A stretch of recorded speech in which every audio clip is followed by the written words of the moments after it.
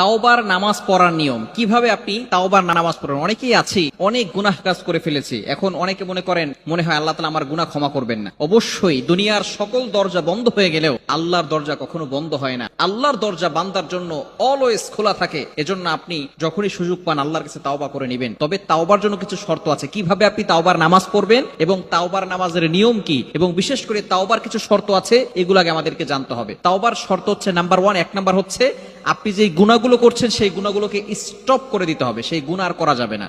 যতগুলো গুনাহ আপনি করেছেন সকল গুনাহ স্টপ করতে হবে। অর্থাৎ আপনি সুদ খাচ্ছেন, আপনি তাওবা করছেন, সুদও খাচ্ছেন, আপনার তাওবা কবুল হবে না। আপনি ঘুষ খাচ্ছেন, তাওবা করছেন, এই তাওবা আল্লাহ তাআলার কাছে অ্যাকসেপ্ট হবে না। আপনি জিনাও করছেন আবার তাওবাও করছেন, এই তাওবা আল্লাহ তাআলার কাছে অ্যাকসেপ্ট হবে না। আপনি হারাম রিলেশনে আছেন আবার আপনি তাওবা করছেন, এই তাওবা আল্লাহ তাআলার কাছে অ্যাকসেপ্ট হবে না। এজন্য 1 নাম্বার হচ্ছে আপনি যে গুনাহ কাজগুলো করেছেন এই কাজগুলো একেবারে স্টপ করে দিতে হবে।